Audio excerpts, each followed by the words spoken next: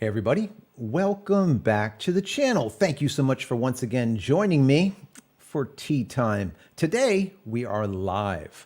I have my misty morning as I normally do, but today is going to be a live show instead of the normal recording, which is awesome for you guys. That means you'll be able to ask a lot of questions. So before I get into it, I just want to give you a little bit of, I guess, some housekeeping, as we always do. If you're new here, don't forget to subscribe to the channel. Throw the video a thumbs up if you like it in the least bit. Also, don't forget to download my ebook over at jcristina.com/ebook. Once again, jcristina.com/ebook, 10 tips at making tack sharp images. So today we're going to be talking about macro photography with a really, really great guy, Stewart Wood. Let me bring him in here. There you are, Stewart. How are you doing today? Hello, I'm great. How are you?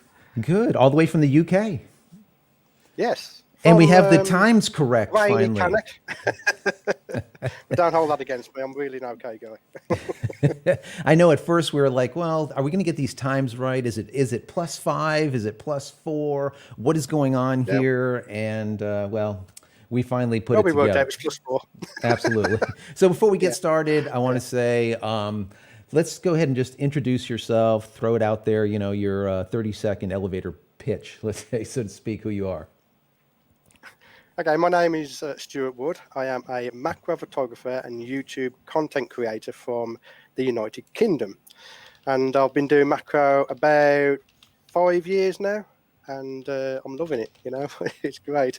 And I've been doing YouTube about 3 years. So again, it's one of them things that I just fell into and I love it. And yeah, I love doing these lives as well, which hopefully I'll be doing on my own channel again shortly before somebody Yes. asks, because I know I'm going to get asked. Yes, yes, Yeah. yes. That's how we kind of got together. We saw that each other Mm, had a channel. We started talking yeah. about photography. And we're like, well, how about if you come on my channel, we talk about macro, and then maybe in the future I'll go over on your channel and talk about something else, We can whatever hope it so. is. We can hope so. So that'd I be found your channel when my Premiere kept crashing out, and I'm like, I'm getting frustrated now, and I do a quick search, and it pops up with this guy that I didn't know who is ditching the entire Adobe suite, and I'm like, this is interesting. I'm going to watch this. Yeah, like this guy is very nuts. interesting. After Yeah, like 15 years why of would you. you dump Adobe? Why would you do that? Yeah, yeah, yeah. It's really funny. I know why. That Life After Adobe Cutting the Cord series that I did, for some reason, it popped. It resonated with a lot of people. A lot of people said, do I really have to use Adobe product to be a professional? And the answer is absolutely not, because our That's the studio thing. used to be Yeah, fully sorry to interrupt Adobe you. and not any. No, Yeah, that's all right. it's And now like there's no Adobe at all. yeah, it's like if you go to the job centre local to me and there's any type of graphic design or any type of multimedia, on the Right. CV it says you have to know Adobe products. So it gets into people's heads of thinking that if you want to go pro or you want the best, you have to go Adobe, and It's it's just just not the sad. case. It's No, really no, not. absolutely. It's sad. And hopefully some of that Life After Adobe Cutting the Cord series just resonated with people. I am going to be doing a part 2, talking about Mm, that very soon. So I've been getting everything together. There's a lot involved when it comes to that, because I have to test a ton of different pieces of software. And so we'll see what ends up happening. Some of the ones that were at the top before or second might have dropped down, and some new ones made it to the top. And there's some new products that I've never even heard of before that I've been recently trying out that are exceptional. So we'll see how that all goes. Anyways, talking yeah. macro photography Yes. 101. I know you've been doing macro since, I believe you said 2016. So it's about 5 years Yes. coming up, right? Yeah. Yeah. And Yep. I mean, I shouldn't say we. I saw some of your work and I was like, wow, this stuff is unbelievable. So I have a bunch of it, guys. You're going to be able to see all of it. We're going to go through it, and I'm going to have Stuart say basically what he used to create it, and then also like little tips and tricks, because that's what we're all here for, right? Is to learn. Yeah. I'm not a macro guy. Have I done macro in the past? Absolutely. Product photography, some of this stuff has a lot to do with macro, especially some watch work that I've done for some big companies in the past. But macro as a whole, I think, is a very interesting space because you're actually seeing the unseen, which I think is fascinating. You look at things differently when you look through a macro lens. So I'm kind of excited about this. What I'm going to do is I'm going to bring up some of the pictures while we're chatting here so that Yeah. everyone And can of course, kind of if anyone see. has any questions, just pop them in the chat and we'll get through them. Yes, You know, yes, yes, any yes, questions at absolutely. all, And what I'm apart going from to when my next live's going to be. That's right. One other thing that I want to say: we're going to go on for about an hour. So if you have to take a break, go get another cup of tea or coffee or whatever. Go do that. You'll also be able to watch No, guys, this. you want to take a break and go get yourself a Coke, not a tea, There because you we go. don't drink tea. So what is that? I'm in the U.S. I'm drinking tea. You're in the U.K. and you're Yeah, drinking a Coke. What is this? yeah, I don't that's even know. weird. It's no, it's weird. It's like the This ain't 502. right. This is definitely not Yeah. right. All right. We started off on a bad foot already. Anyways, but what I'm going to do is I'm going to take breaks every like 15 minutes and I'm going to have Stuart reintroduce himself because there's going to be people coming and going throughout this hour. We'll see how it goes. If we go a little bit over, we will, but figure on about an hour. If you have any questions, like Stuart said, put them in the chat and we will answer them. One of us will pick it up and we'll highlight it and we'll talk about it and hopefully get those answered. But also, if you're watching this on replay, don't worry. We're going to be in the comment area also on that video, so we'll be able to answer you then also. So that's Yeah. going to be, that'll be helpful, I think. Anyways, let me go ahead and bring up this first image and see what's what with this. Now, this right here is one of these very interesting images. I'll bring us both up on the screen here, but Yeah. I find this really fascinating. Now, it looks like a praying mantis. Is that what that is? It is. It's a spiny flower mantis, that is. My goodness. And now, Getting the sun just like that, that's really super cool. Love it. yeah, don't try that unless you know what you're doing, because if you get it wrong, you're going to burn out your sensor. Okay, Yeah, but burn that out is your the real sensor. sun. It's not a fake sun. It's not a lamp or anything. It is a fake sun. Yeah. And Yeah. for the eagle-eyed viewers out there that are wondering, we don't have praying mantises in the UK, so that is a pet praying mantis. Oh, wow. And all I did is, just as the sun came up in the morning, I put a stick on the window ledge as the sun was coming up, positioned the camera so that it was right behind the top of, because I knew where the praying mantis I wanted it to be. Uh-huh. And then just put the praying mantis on, and generally your praying mantis will head upwards if you put him on a branch. So he literally just ran straight up there, and then when it gets to the top, he just sits there, and I was able to capture that. That is the coolest. That is really, really neat. That is really neat. Let me go and bring up one of these others. Here we go. Let's see. There we go. So this right here, it looks like abstract art. I mean, it doesn't look like a Yeah. picture. So what is that? That is oil on water. Very, very simple technique to do if you want to give it a go at home. You just get a clear bowl. So you want a clear glass bowl. You elevate it above. I used Coke cans. In your case, you might want to use teacups. Okay, and you elevate it up. You put some sort of texture underneath. Yeah, and then you got some water in there. You put a teaspoon of oil in.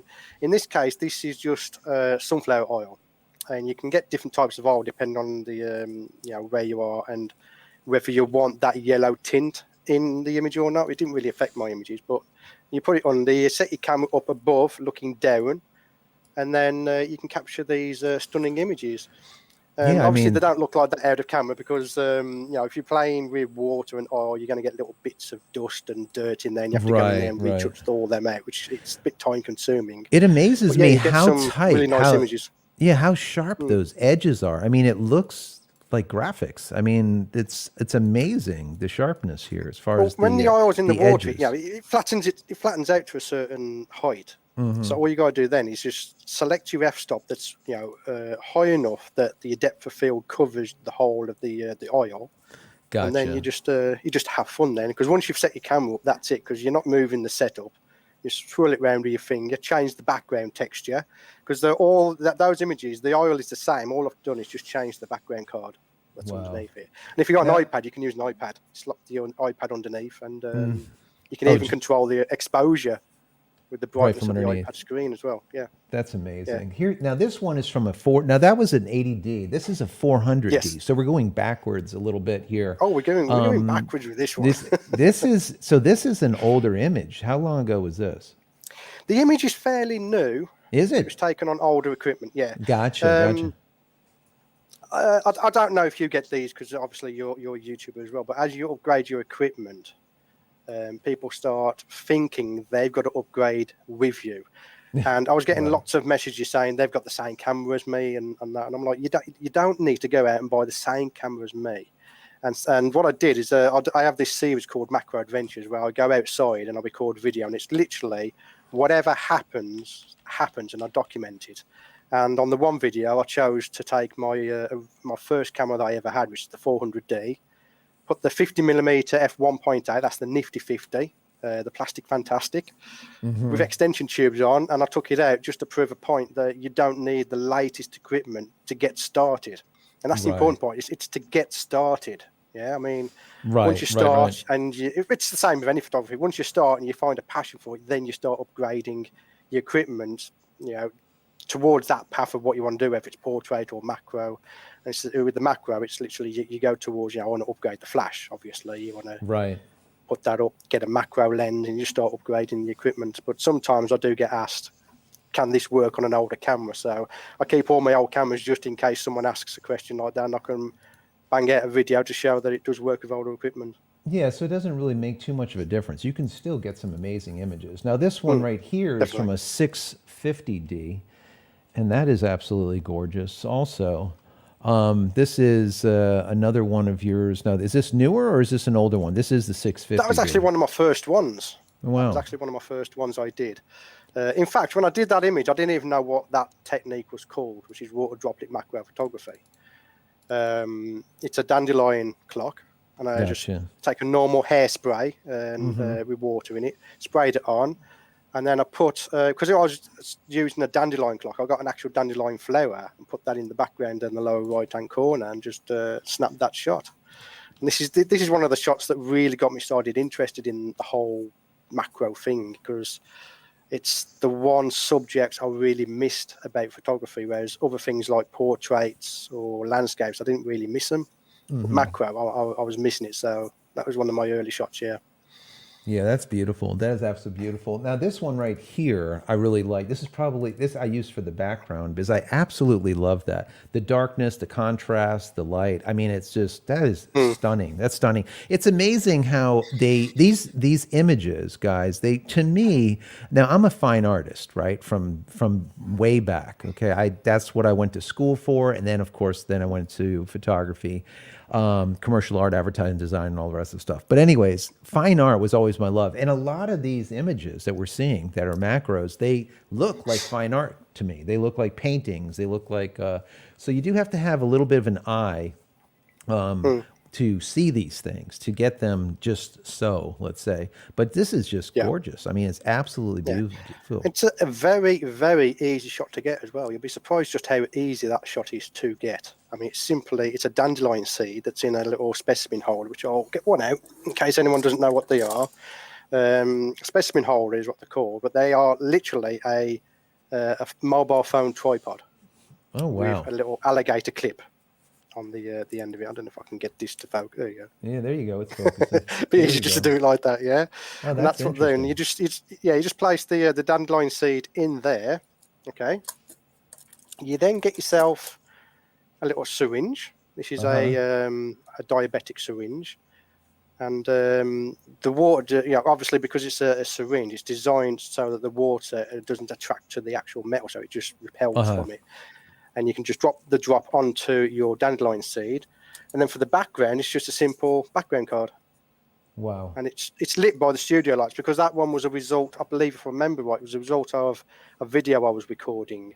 So the whole scene was lit by the normal video lights, which back then were just little LED video lights that cost £20 off Amazon or something like that. Wow, that is. When you first start YouTube, you haven't got a budget, have you? You That's know? no, it's exactly right. You Yeah, spend it is. you It try is. you try figuring out where to spend your money, where not to, Yes. and a lot of people think that you need the absolute best gear out there to be able to produce No. amazing No. images, and the answer to that is absolutely not. Some of my older work with a 20D, 30D, 40D way back in the day, an old 5D Mark One, even a 1D. I have the original 1D that was 4.3 megapixels or 4.2 megapixels. It was $7,000, but we did, we used it for sports at the time. That was way back. But I have some of my favorite images out of that. So, it really, the gear doesn't matter. A lot of people think that the gear makes the photographer, and absolutely No. not the case. The photographer Absolutely not. always makes the No. gear, period. Let's see, So Kilo Hotel, let me see. He asks, is image stacking in post more important to learn than buying a dedicated macro lens like a Canon MP65? That's a great no, question. no, it's not that important. I'll be honest with you. I rarely do focus stacking. I am doing it, and I'll be honest with you. And the people that follow me will be laughing in the comments now because I have a potato PC that really doesn't like focus stacking. Okay, it's an 8-year-old machine. It barely gets through on a daily basis doing YouTube. So if I can avoid stacking, I will. However, I won't tell you not to learn it because as you progress as a macro photographer, then the one thing that is a bane when it comes to macro photography is the depth of field. So if you want to learn focus stacking, it is beneficial, but you don't have to begin with. Okay.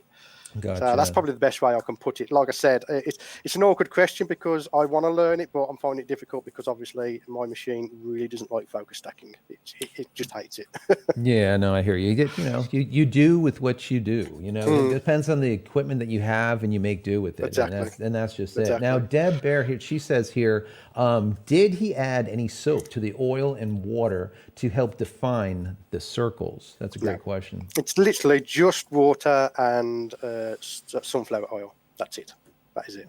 Gotcha. Keep it simple. Well, If you keep it that's it. simple, you generally get better results.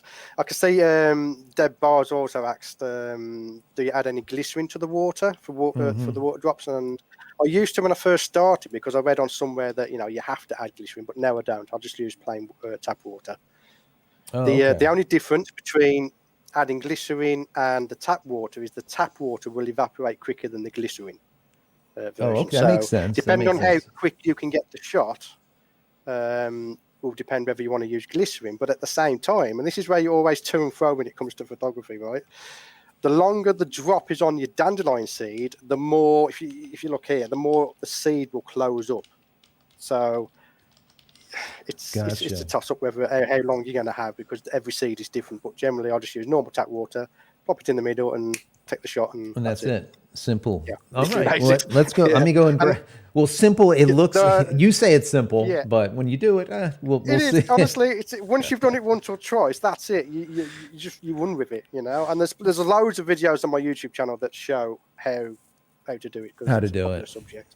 Yeah, we're gonna have to put that YouTube channel for everyone to come and visit you after. This shot here is this spider inside a flower. I love this. This is the cutest thing like ever. Black and white. I am a fond. I'm fond of black and white. I do a lot of fine art Yeah, in black and I'm white just starting to because do black and white more often. I'll be honest with you. I didn't I used to just love like it. Yeah, I do love it. You can for Yeah, me, black and white. All of my fine artwork is always black and white, and I use film cameras for it, just because it kind of just cuts out the noise to me. It breaks an yeah, image down to the essence, the bare essence, the soul of what you're trying to get across. In comparison to color, sometimes it gets a little bit off subject, so to speak. yeah, Now, of course, you can use color to tell the story also, but I like telling a story with shape and form. yeah. So that's why I And love. So this is just super cute. I love this yeah, and little it's guy. funny you put this this image up because that type of image is the major complaint I get on my YouTube channel, because that's a result from a video where I'm showing how I photographed the flower. Then right at the end, I'll go, let's put a jumping spider on it. Bang. And, you got the arachnophobias are there. They've come to watch for the flowers, and all of a sudden there's this spider that's popped up on the image, and it freaks them out. I get complaints Like, all what the time happened about there? it. They're like, we love your channel and we like you, but we want less spiders. Yeah, just And then if I don't go do with the less spider spiders, again. people start emailing me saying, where's the spiders at? It's quite funny, but yeah. Yeah, so let me just ask you real quick before we go into this. This is really cute too. It looks like a ladybug. Let me ask you, who Yes. is Rose? Rose is a jumping spider that I use to produce I call them a pro tutorial, which I have for sale on the website.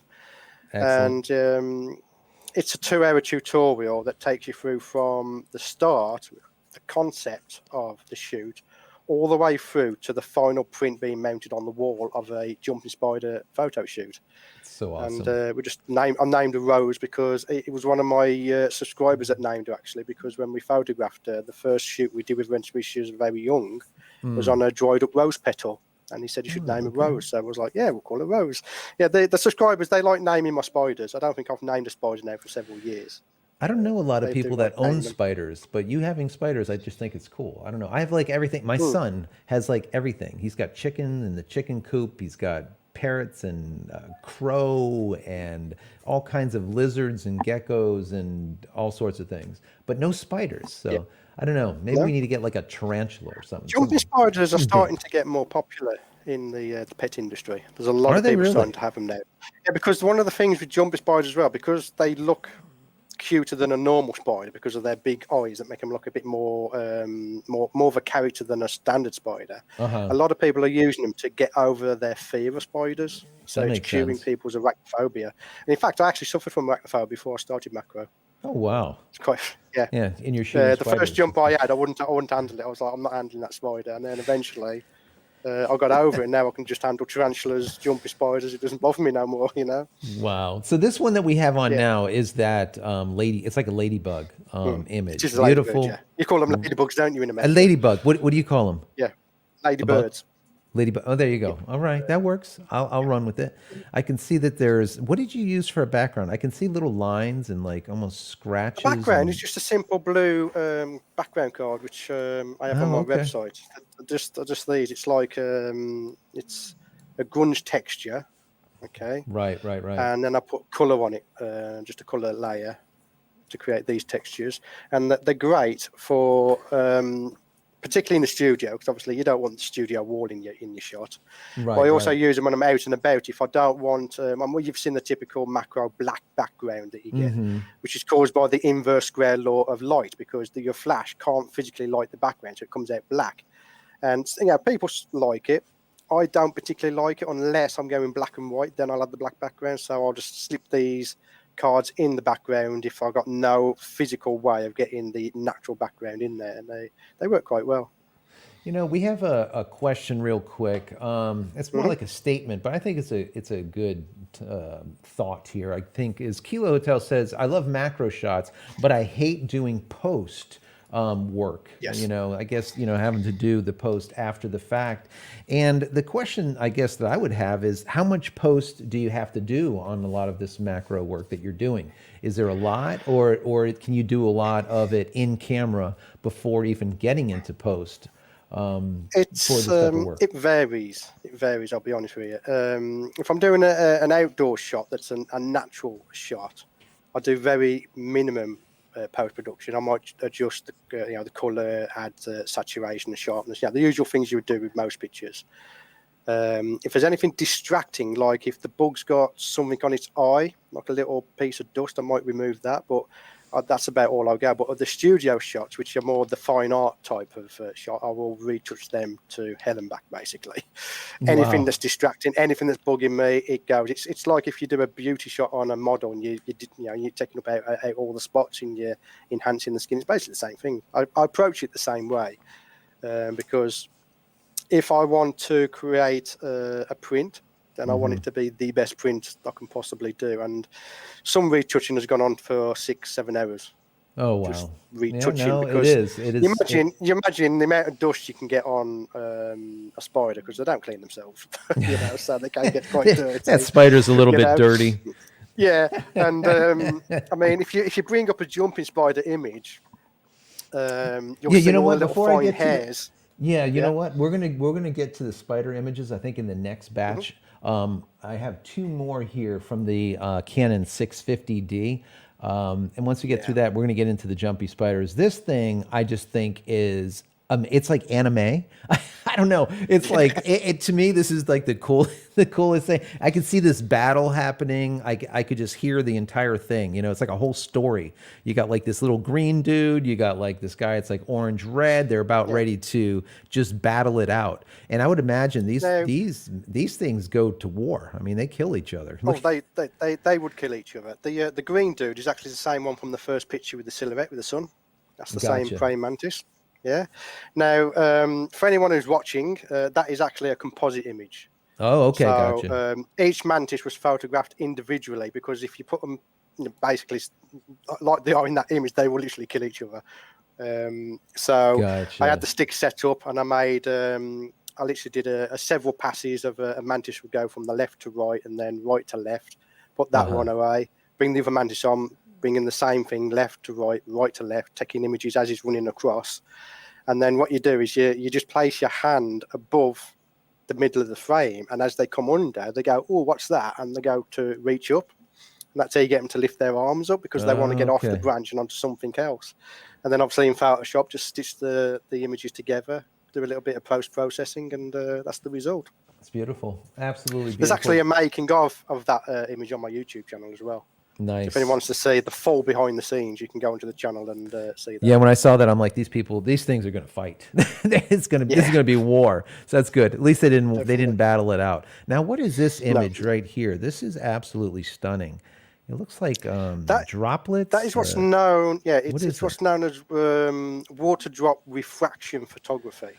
And Gotcha. what you do is you place water drops on any scene. It can be absolutely anything. And the rounder you get the drops, they act like lenses in your camera.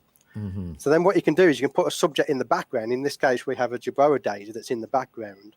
And then what you do is you can focus your lens so that the actual refraction in the water drop itself is in focus. And that's the result you get from that. It's a really fun technique you can do. Yeah, that's there. That's just it's beautiful. It's really really nice. Now we're going to get into some spider shots. This is another black and white. I absolutely love that.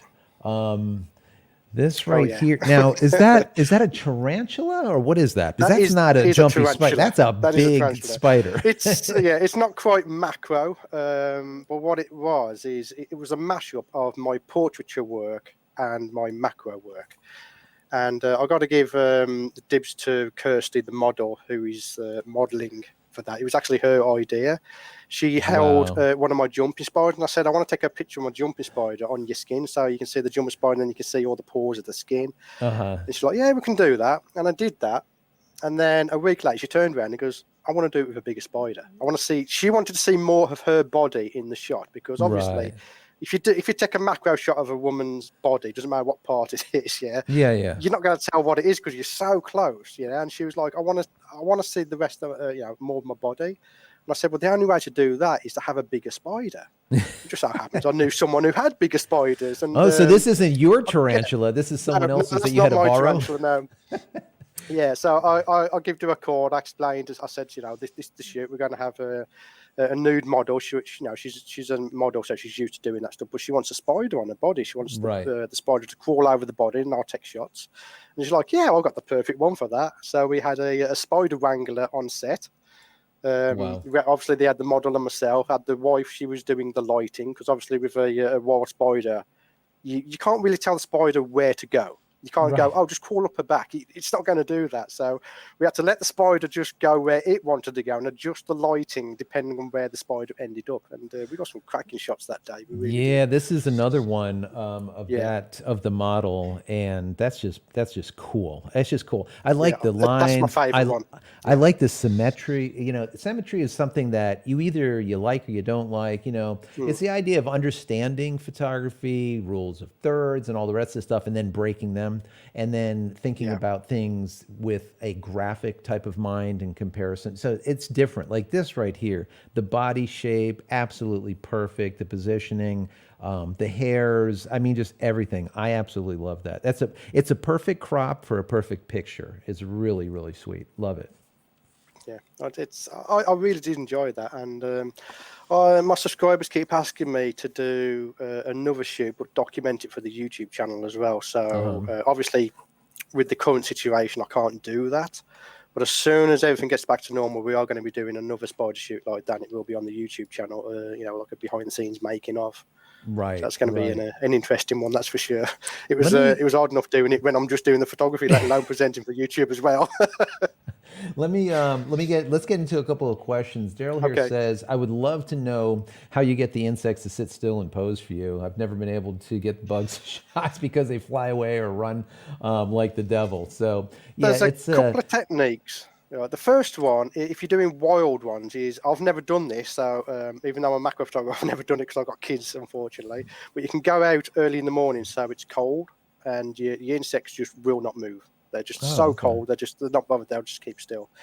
When it comes to the jumpy spiders and that, it's literally you got to get to know their behaviour. I mean, jumpy spiders, they're very curious creatures. They'll run around, they'll look at you, look at the scene, but then from time to time they will keep still and give themselves a little bit of a wash because they have no eyelids, so they have to wash their eyes like with wind wipers type thing. It's just Oh, they go okay. up like this with the pepper pots, Right. and when it sits still, you can grab the shot. Another thing as well I've noticed is as you get closer with your camera, they sometimes turn around and look at you. So that's another opportunity to grab it. And if all else fails, feed it.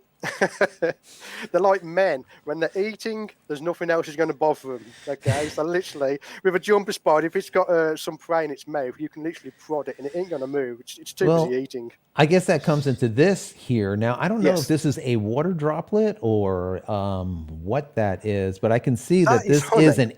it's honey. I was going Yeah. to say honey. Yes. That's Yes. so Yeah. he's like very excited to get to this little Yeah. honey drop. So that's Oh, yeah. there you go. That is actually at 5 times magnification.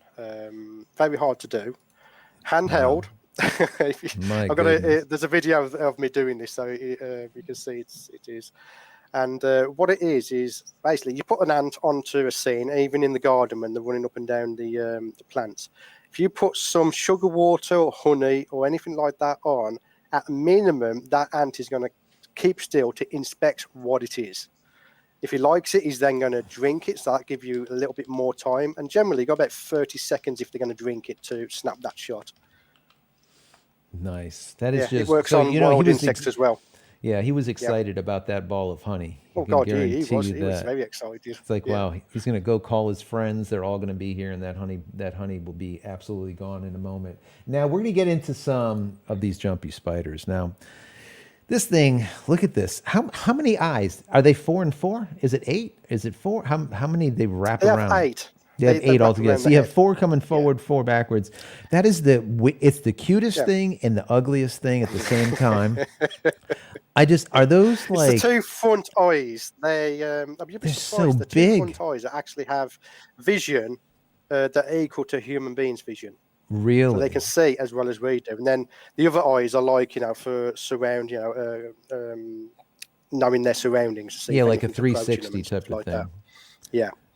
And these spiders, they don't make webs to catch their prey. They literally jump on their prey Oh to, wow. to catch them. And that's hence why they're called jumping spiders. That is a So wicked looking spider. yeah, Here's and another one. Let me bring in yeah, another one here. Here's yeah. I gotta another say one. that his pose there is him cleaning his mouth part. So that's another one. Going back to that question before, how you keep them still, because sometimes they'll keep still and just start cleaning Let me their mouth parts, and you can just Oh, grab okay. a shot Okay. while they're cleaning themselves. Yeah. That is just I mean, when you look at these, it looks like a tarantula, Hmm. but this is small, right? This is probably what, a 1 inch Yeah, spider or something? this is I'd say it's about 2 centimeters. That one is because it's a Okay. male. They're slightly smaller. But going back to the question about post processing, if you look at all the hairs on that Uh-huh. spider, yeah, the worst one I've ever had is practically nearly every hair had a grain of sand or dust on it that had to be Oh. retouched out. And it's the older spiders because as they get older, they get a bit lazy and they really can't be bothered cleaning themselves. Because that's another one as well. If you can find an older spider out in the wild, it's not going to run away from you very easily because it just can't be bothered. You can That get is some just shots of them as well. That is just, it's beautiful. I mean, it really is. Let me get a question in here. Let me see here. Yep. Steve H, he says, when you use, let me see, when you use a bellows, do you focus with the bellows or with the lens? That's a good Generally, question. with bellows, extension tubes, or the actual dedicated macro lens, I set the magnification first, and then I focus by moving the camera in and out. That's just the Gotcha. way I prefer to do it. So you get that exact. So you get a semi, let's say close, and then you get it Yeah, exact after the fact by yeah, going yeah. in and out. It's like, I mean, when it comes to experience, because obviously with photography, experience is king. Practice and experience is king, I should say. Right. And from practice, I can tell now with jumping spiders and any other insect roughly what magnification I need. So I'll just grab my lens, set it to whatever magnification I need, and then just move forward and backward. And if it's slightly too much or too less, just adjust the focusing ring slightly and then refocus and snap the image. And away you go. Yeah, Kilo Hotel said those background cards are a great idea. Yeah, that just makes it super simple because Yeah. then you can have a multitude of backgrounds because you're only dealing with something really small. Mm, Then you can light them however you want to light them. You don't need a ton of light. So the amount exactly. of gear that you need to do macro is macro, right? It's Everything is yeah, it's smaller, small. which Yeah. is really, The only really reason I got a great. big bag is because I do YouTube. As you Absolutely. could probably imagine, when you're going outside, you got to take two cameras, two tripods, two lenses because you're doing YouTube. Yeah. Absolutely. Yeah, But I if know it's when just the we macro do, equipment, most of the time I don't even bother taking the bag if I'm just doing my macro. that's right. I know when I was But doing a lot of that's sorry, go when on.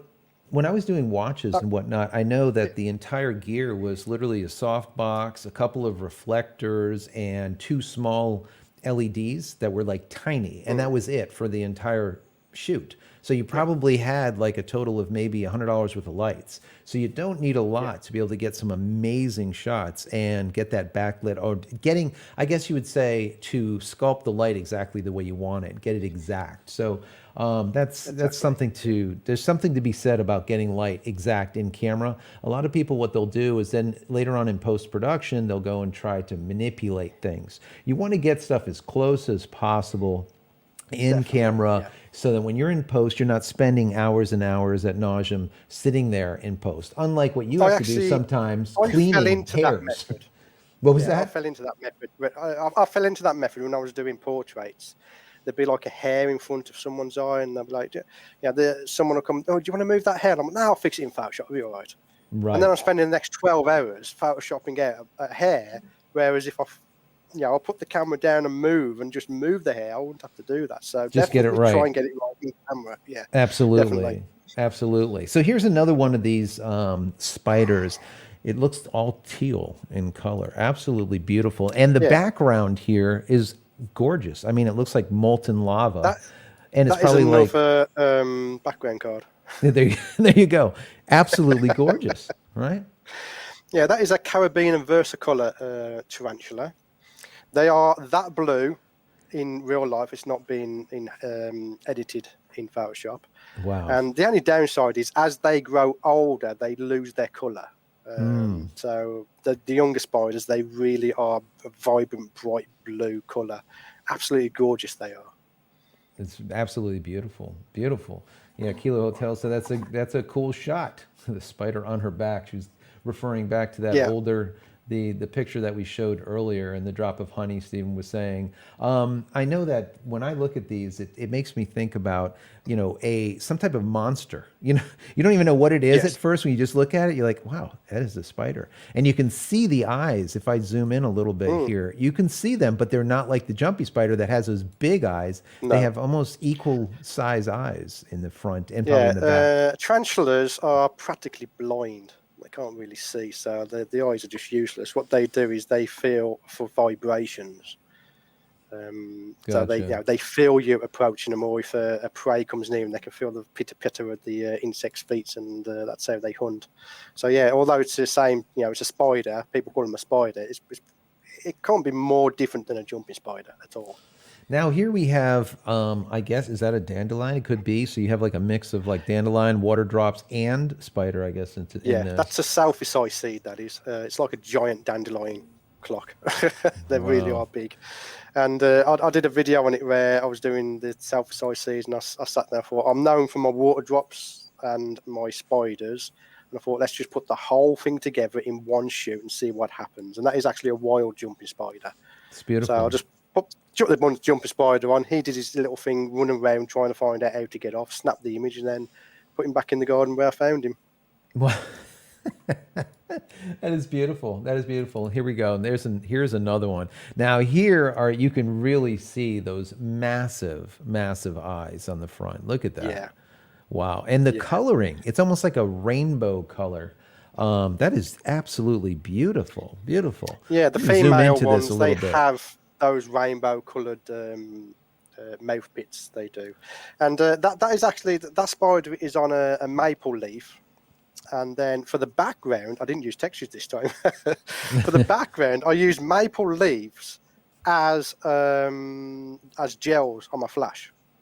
So she's Okay. being lit from underneath and from behind, but the light is coming through the maple leaf, which then surrounds her to light her up. And then if you look in the eyes, I'm using a fill light from my trim macro flash. So I'm filling in the front. And that worked out quite well, that did. I really did like that image. And that's a single shot as well. So let me I did ask go you. for a focus stack, but she moved. Yeah. That would make it easier. So let me ask you, what lens did you use for this shot? Because people are going to want to know gear and whatnot. We know that these are a EOS R is what this was shot with, but what lens did you use for it? All right, let me just bring that up for you. And while you're bringing that up, That what one is your is favorite? I would say too. What is your favorite lens? It's a toss-up, right? That one is taken with the Canon MPE 65mm lens. That is. Okay. I call it the holy grail of macro lenses, because if you get into macro in any kind of seriousness, you end up with that lens. No matter if you're a Nikon shooter, Sony, or a Canon shooter, you end up with that lens. It's a 20-year-old lens, and it's Wow. still craved after as the lens to have for macro. And it's simply because, I mean, it's got great build quality. Obviously, it's a Canon lens, Right. but it goes from 1x macro to 5x macro. So you don't have to take it off and put extension tubes on. You don't have to put magnifying glasses on there. You literally, I've got it here. You literally just take the what people would think is the focusing ring, but it's actually the magnifying ring, and you just twist it to adjust your magnification. So if you're going after small subjects, you literally don't have to take that off your lens at all. So that is one of my favourite lenses. The other lens I like, which is currently on my setup, is the Laowa 100mm 2x macro lens. And I could say now, I mean, I think there's a couple of people asking about they're considering a 100mm lens. Yeah, For so I think it me, was Daryl was asking about that yeah, as far as there's two extension different paths you want to tubes. go down. Yeah, you've got build quality or optics at the moment. Okay, so if you're after a rever sealed monster that you can take in the rainforest and it's going to just take whatever you throw at it, you're looking at your native macro lens. So that would be the 100mm Canon, Nikon, Sony. You got the 90mm Sony. You got the Sigma. They do a really good lens that's half the price of the Canon. You got the Irix 150mm and the Tamron 90mm. Or if you want to go for superior optics, which is what I do, because the end result is the image at the end of the day that I want. So I want superior optics. It's got to be the Laowa 100mm. I mean, it's 2x magnification instead of 1x. Most of the lenses are only 1x, so you're getting that 2x reach. There's no distortion, no chromatic aberration. So if you imagine photographing the jumpy spider, the black and white one, on the Canon lens, I have to fix chromatic aberration where the white hairs meet the black hairs. Right. With the Laowa, I don't have to do any of that. It's literally just bang it straight out, and it's absolutely fantastic. The optics in Laowa are second to none. That goes back to the idea of getting stuff right in camera in comparison to in post. Exactly. Whenever you can get it right in camera, I mean that's always the way to go. Absolutely, hands down. Let me just say one thing. If anyone's go ahead. Go ahead. I own these lenses. I did a review on the Laowa, but I was that impressed with it, I went and bought it. That's how much I like that lens. And in fact, my Canon is sitting on my shelf up there; it doesn't get used no more. just sits Yeah, there. speaking about that, we're going to get into that just a second. I want to say that if you've just joined us, okay, what I want to do is just have you give us a little 15-second pitch of who you are. So if someone's coming in here new, they know what we're talking about and who you are and Okay. whatnot. So go right ahead. Okay. So again, my name is Stewart Wood. I am a macro photographer from Cannock in the UK. I'm also a YouTube content creator. So a lot of the images you're seeing on screen now, I actually created on video for the YouTube channel. So if you have a look at the YouTube channel, you'll probably find a behind the scenes video of how those images were created. Awesome, awesome. So I guess going into you saying that you have that 100 millimeter on the shelf. My, Mhm. I've talked about it on my channel all the time, and you know where I'm going with this. This is my absolute favorite macro lens. Let me see if it can actually focus on that. All right, this is a 90 by Tamron. Now I know your people that are watching us right now are probably going to say, this guy is out of his mind. How is this so good? Because I know you absolutely love Tamron, right? Oh yeah, I love Tamron. Oh, my chair's just gone. Yeah, I love Tamron. They're absolutely fantastic.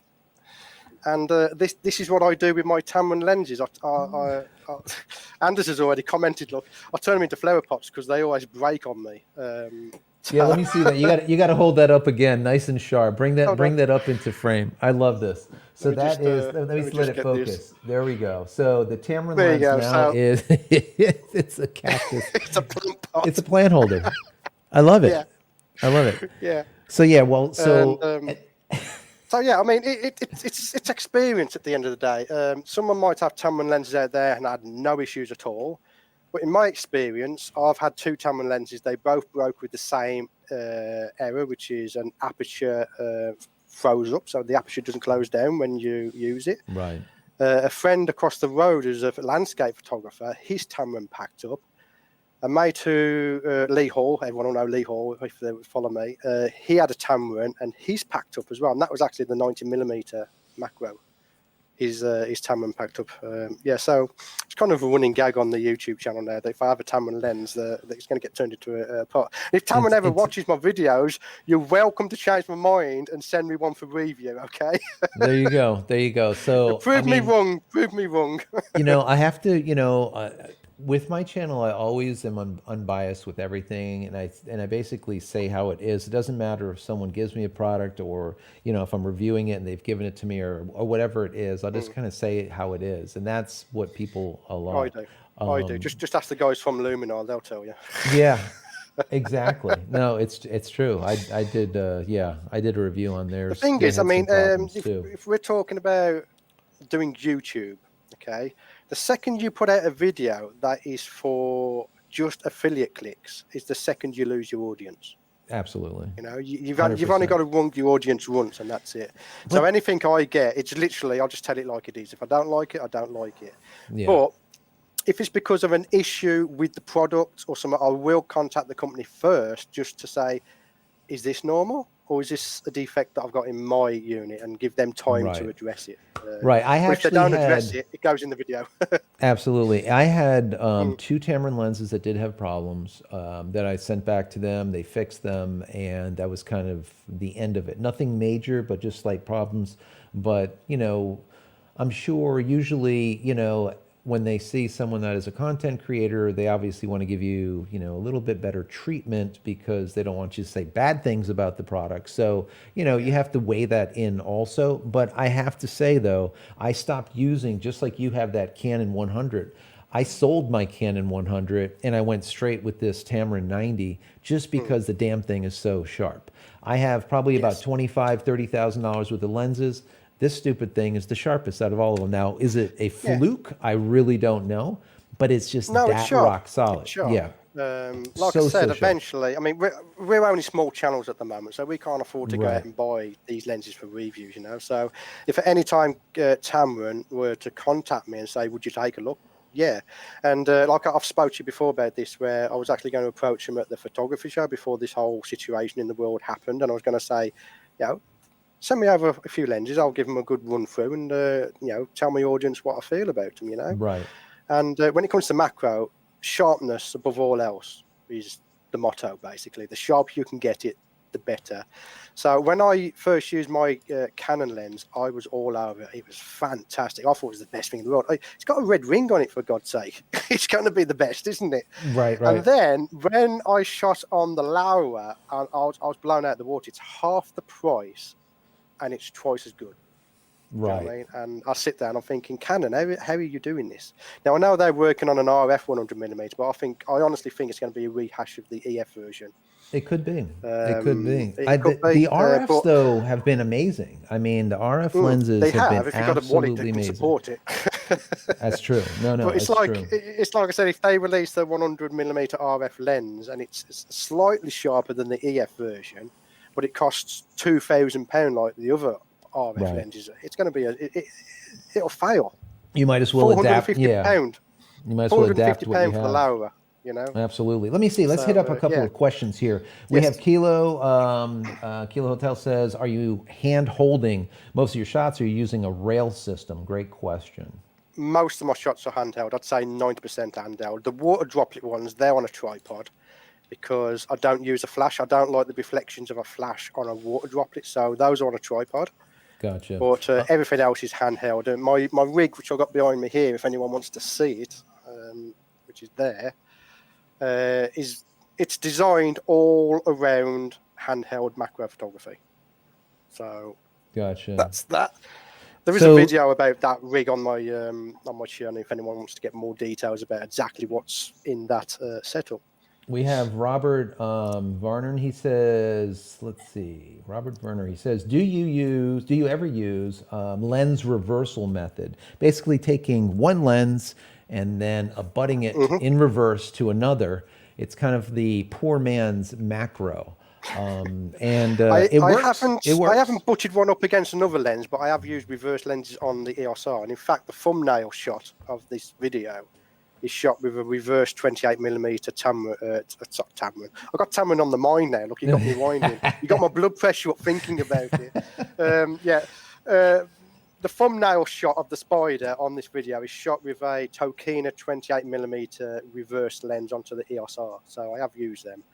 And they're great. It did work well, but the working distance of the lens wasn't brilliant. And if anyone doesn't know what the working distance is, you've got two things when it comes to lenses. You've got the focusing distance, and that's the distance between your subject and your sensor, okay? But in macro, that's no good, okay?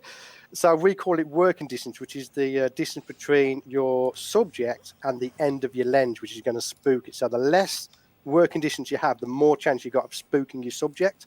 So what I found with the reverse lens, it had less working distance than a dedicated lens, but not by much.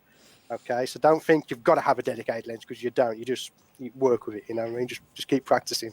Right. Let me see. Stephen, Morton. He says, how many shots on average will you shoot per setup to feel comfortable that you got the image? So are you banging? Are you? So honest to God, right? If you find a subject and it's still, shoot until it moves, okay? Because you can never have too much. Because what I teach is, what I normally do is, if I see a subject, I'll go in, snap a single shot, so you got a shot that you can rely on. I will then attempt a focus stack, so I'll shoot at the front of the subject, move the camera backwards to capture as many focal planes as possible, and then we can bind them together in post.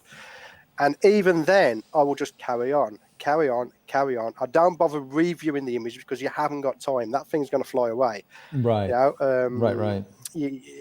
So you literally just go. Because at the end of the day, you're not costing no money. You just delete them. You know, you delete the ones that you don't want afterwards. Yeah, absolutely. It's not like years ago, right, where we had film and you had a lot of film. You know, you're banging through film. It gets to be expensive. I would probably keep 1 out of 100 shots. Okay. Sometimes I've gone 500, 1,000 shots, and I keep just the one. Wow. You know, it's just the way it is sometimes, because the hardest part or the hardest situation you'll probably find yourself in is out in the wild. You've got yourself who is moving. Even on a tripod, you're still slightly moving because of vibration, because of the magnification effect. You've then got the subject that's going to move, and if that's on a leaf or a piece of grass, that's moving.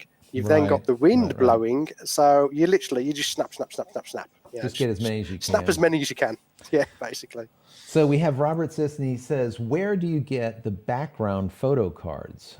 Great question. That's a really good question. I made them myself, and if I can plug them, they're also available to download on my website. And the reason I did that is that I wasn't going to do them, but I started using them in my videos, and everyone was like, "We want those," and I'm like, "Well, just go and make your own." Right. But they said, "No, we want yours to help support the channel."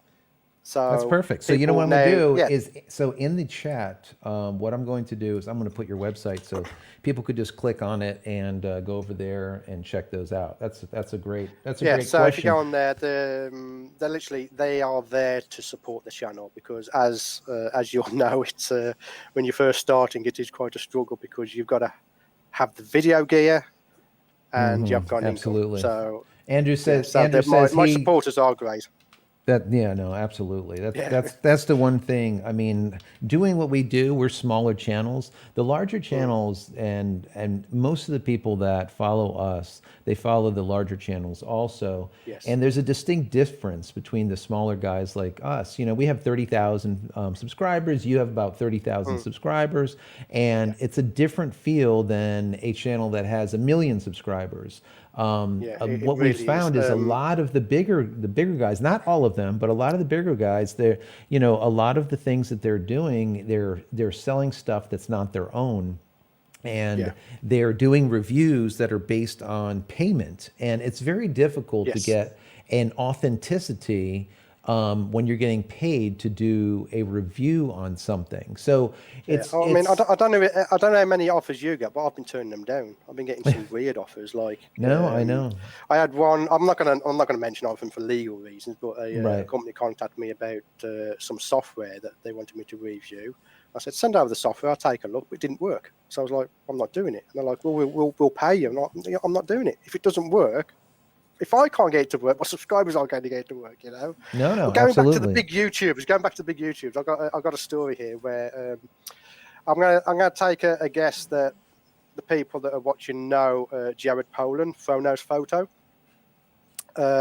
He reviewed a macro lens a few months ago, and all of a sudden I was getting pinged, because he put in Instagram, he said, you know, here's the review of the macro lens.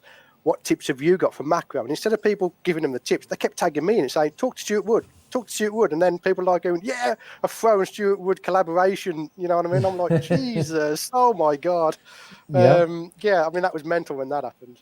That's the kind of thing that happens when you do a specific thing, a specific genre that you're good at.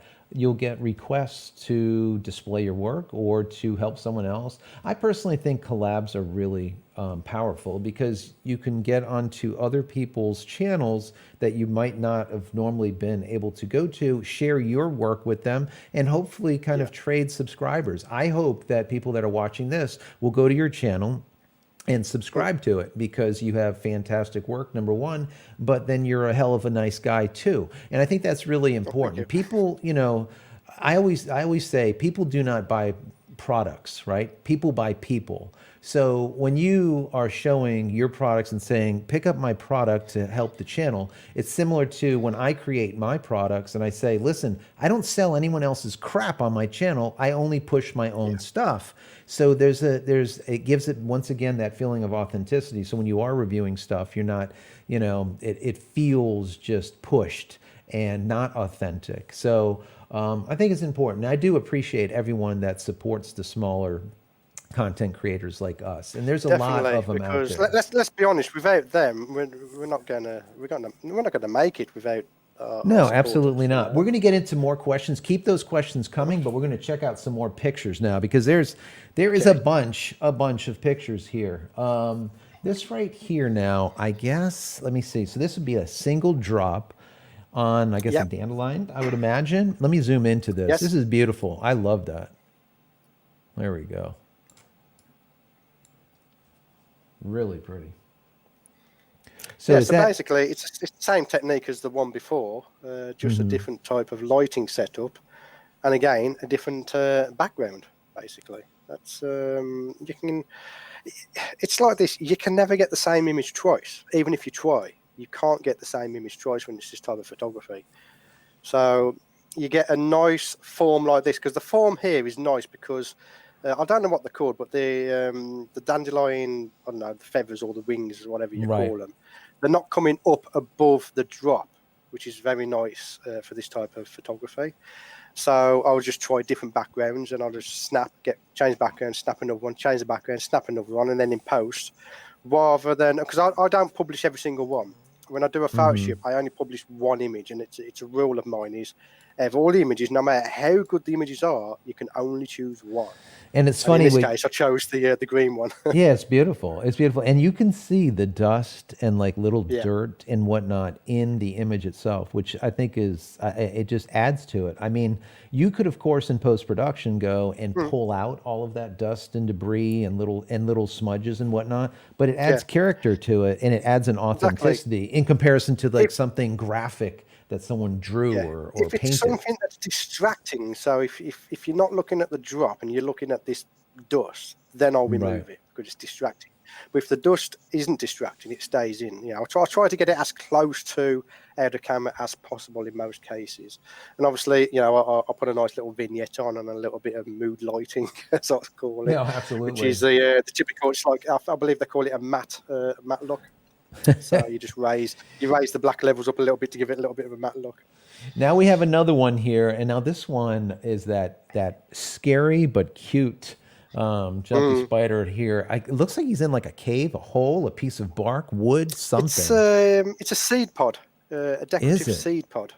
Wow, Yes, that is just and it's amazing. it's it's a video. I've recently done this video on the YouTube channel because people keep asking me, how do you keep the spiders still? You know, I give them the usual answer, you know, feed them or just wait. But another technique you can do is allow them to go into a little crevice somewhere, Hmm. because the jumpy spider, his front eyes are his main eyes. So it's like us, if we was to go into a cave and we're hiding from someone, we're going to turn around and look out of that hole to see if they're coming. And that's what the spider does. He goes into those little crevices, he turns round to look out to see, is anyone coming after me? And that's one way of being able to snap an image. And that is a focus stack, if I remember right, on that Yeah, because image there's a as well. lot of hairs in focus there. I was going to ask you about that. It Yeah, looks like it would have to be stacked, or you'd have to shoot it extreme like fast. So I don't know. yeah, I it is don't. focus But stack. Yeah. yeah, because we're seeing some really. I mean, the depth there, especially for a macro lens, is a bunch. I mean, even that hair in the front where it's just the foot is just touching the outside. I mean, that's Yes. you'd be shooting at that like f16 or something to be able to get that with a macro. You know, you would need a ton of light and Even at blinded. F16, you would not get it. You wouldn't get Yeah, it you with probably wouldn't get F16. enough. You So wouldn't get enough of it. that one, I think, if it's the lower lens, if I remember right, because my memory is not good these days. That is the lower EF 100mm. So I'm going to guess it's probably around 7.1 on the f-stop, and then you just take a series of shots and then combine them all in Photoshop. Sweet. There's another refraction type of shot here with like the Yeah, beads of water. That's beautiful. Now this looks very yeah. graphic to me too. I love this. This looks so Hmm. nice. That's it's so easy to do these. That is literally a blade of grass, 4 water drops on it, a flower in the background, and where you place the flower depends on how big the flower is. The bigger the flower, the further back you place it. Hmm. Okay, and then the reflection surface is just my mobile phone. That is it. You Wow. just place the mobile phone underneath it, and that's the result you get. It's the idea of journeying into the unseen, like we Mm. said with the title of this with this video, and that's basically what you're doing. You're taking this journey into a very small location. I mean, look at this. This is absolutely. This to me looks like a sun flare. Like this looks like the sun if it was in Yeah, yellow instead of in this purple color. yeah.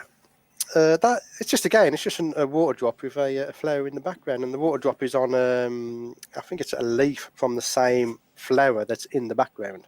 Hmm. It's gorgeous, So absolutely yeah, gorgeous. there's another image.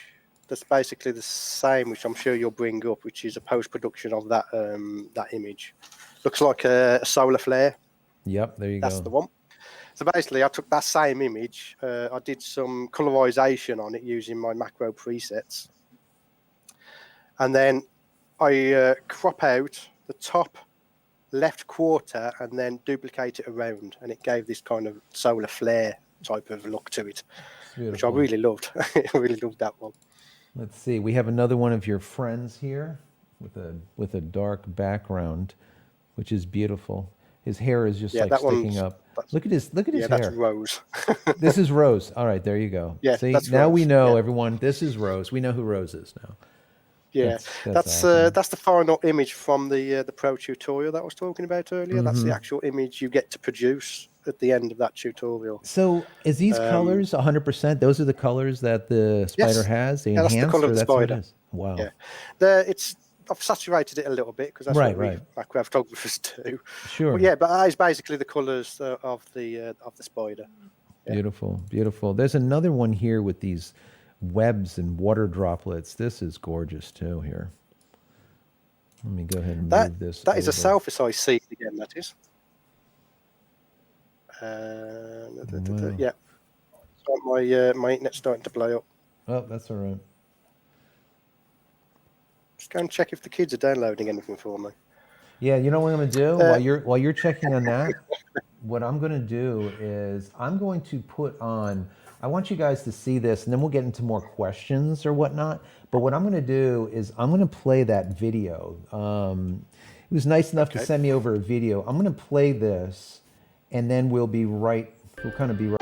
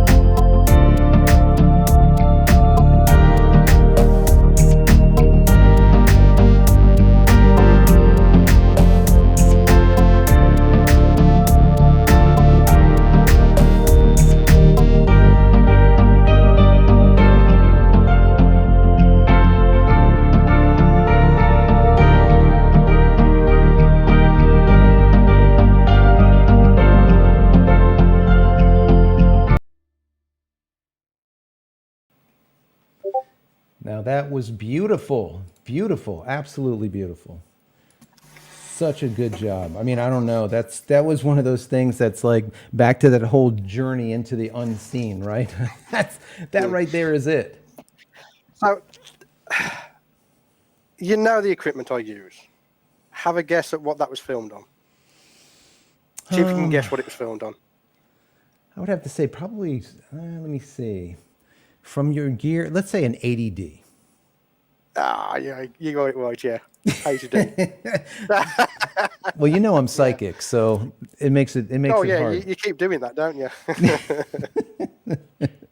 But yeah, so that, in case anyone's interested, that is simply, you get a small, am I on the screen? Yeah. You Yeah, get a you're good. small dish about that big, okay?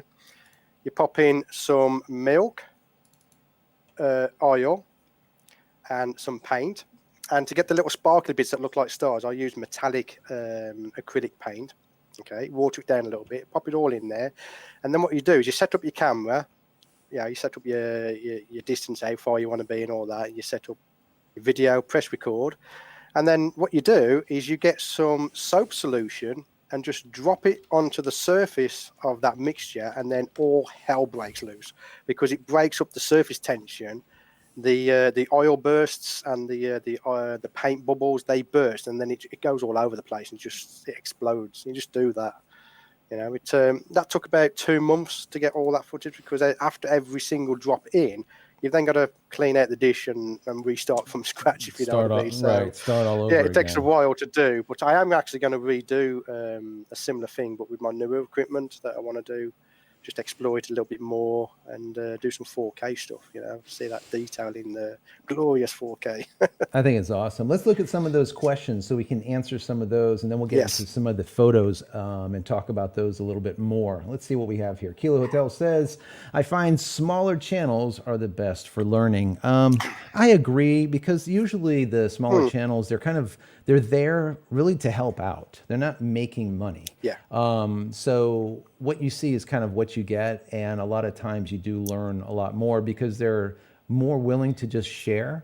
They're not getting paid to Yeah. do it. They do it for the love of doing it and not for the money. Yeah. So there's It's something one to of be my said about mottos that. on my channel is when I learn something new, the audience does literally the week after. I don't wait around. If I go, oh my God, I didn't know you could do that, it's a video for the next week, so Right. pass on the knowledge. There's no point hiding the knowledge.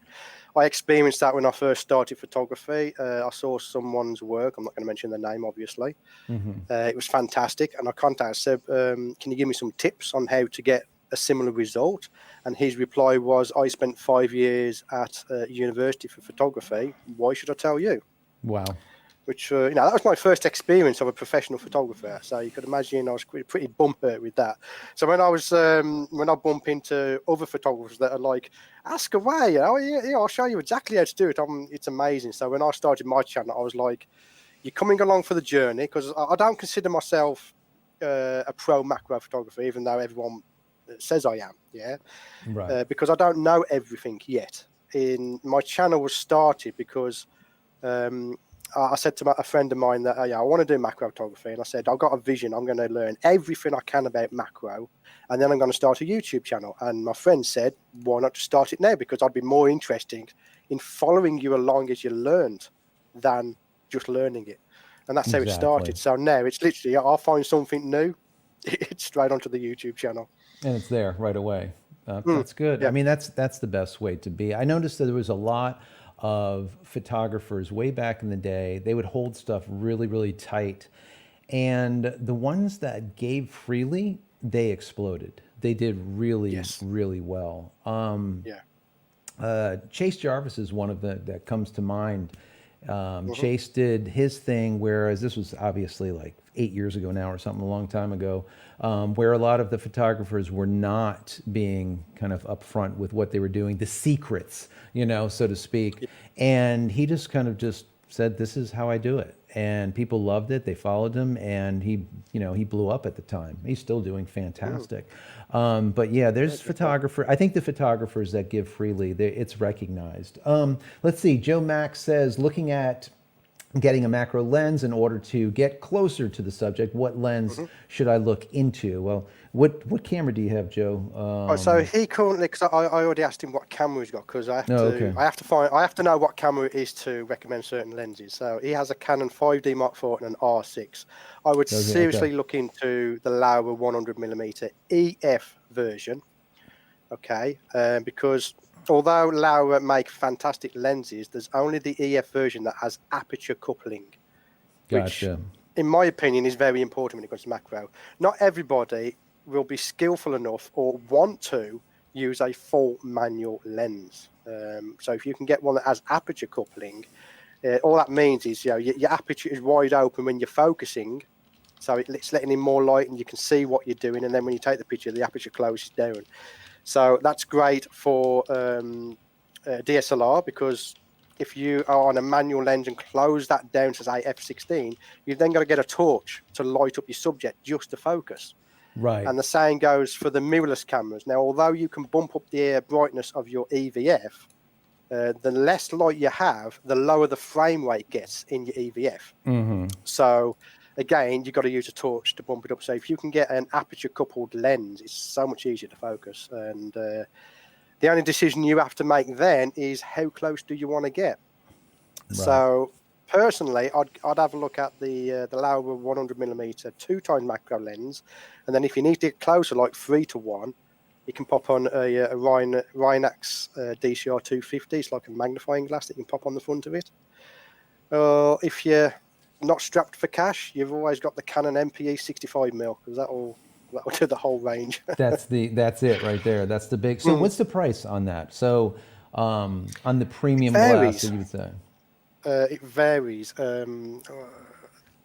Okay, so it's about £1,000, the Canon MPE 65mm lens. But Gotcha. if you're willing to go grey market, you can get it for 600. Wow. Okay. That's a 40% discount right there. That's a big difference. Yeah, it's a massive discount. This is grey market. Most of my equipment was grey market, apart from the Laowa, because they don't do grey market, unfortunately. And it's simply because I have faith in Canon. I've never had a piece of Canon equipment fail on me.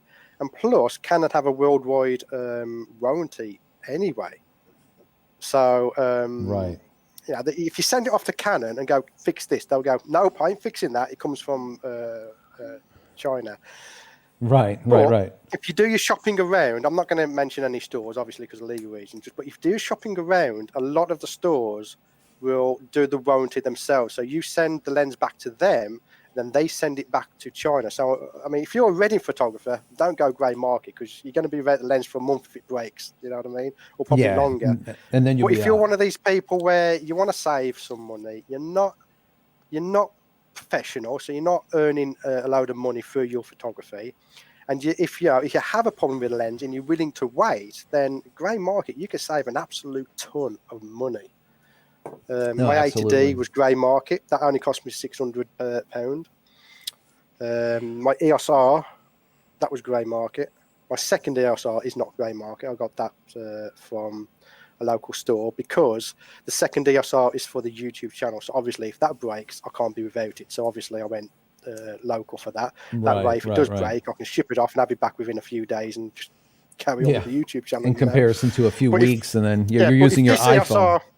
Exactly. If this EOS R goes down and I have to send it back to China, I've got 3 other cameras up here I can use for macro photography. So, I wasn't really bothered. Yeah, that's not bad. But yeah, it varies. It varies where you live, to be honest. So I want to say that we're just over an hour and 15 minutes. So we're going to start wrapping up soon. But before we do, I just want to say I hope you guys have enjoyed this, number one. And don't forget to head over to Stewart's page, his website, as well as his YouTube channel. Go check him out. Definitely subscribe to him. If you're new over here, subscribe to this channel. You'll get a lot more of what you see here. And if you like the video, thumbs up it, because that will help the YouTube gods shine their graces upon what we're doing here, and then more people will actually be able to see the video. If not, these type of live... YouTube won't push the video unless people interact. So if you are enjoying it, just press the thumbs up, okay? That's it. Simple as that. So before we end it with maybe about 15 more minutes or whatever, I'm going to have Stewart give him a little 30-second speech again of who he is if you're coming in here late. And then we'll get into some more questions and look at a few more pictures before we end it. So you have the floor. Okay, so again, my name is Stewart Wood. I am a macro photographer and YouTube content creator from the United Kingdom. There you go, nice and sweet that time. Yeah, Short. I like it. I like it. Straight to the point. Straight to the point. Yeah, Let's I might take a start look putting that into my YouTube videos now. make it simple. Absolutely. So keep it let me simple. see. All right, we got one more picture here. I love this. Another one of these spiders. Now this one, I can see that for some reason he needs like a bath or something. He's got like, I don't know what's all over him, but he's got dots of, it looks like honey or something stuck all over him. So that, I believe, yeah, it's pollen. That's Is that what it is? Because that is actually a wild jumping spider. So obviously I don't retouch or a little retouch as possible.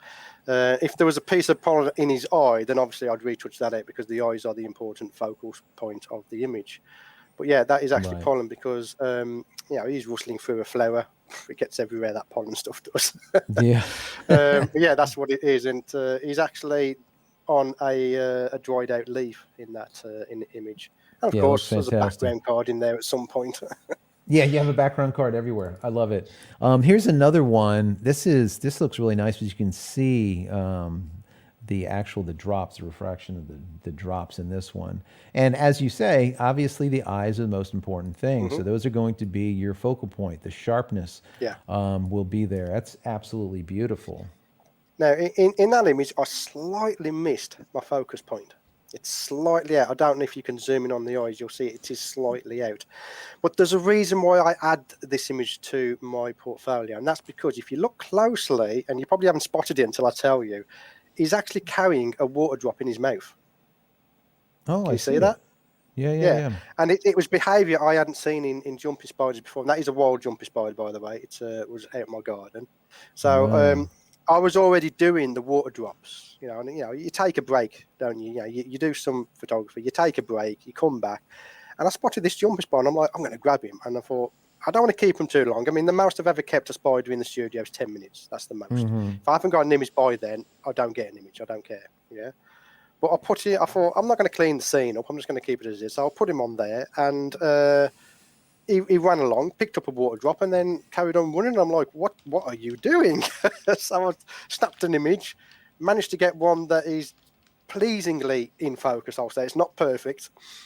And if you ever see the full size image, you'll notice that. But yeah, we've been carrying that water drop. I have to keep that in my portfolio, I've never seen it before. I think it's beautiful. I really do. I have now that one. Now this last picture that I have in this bit.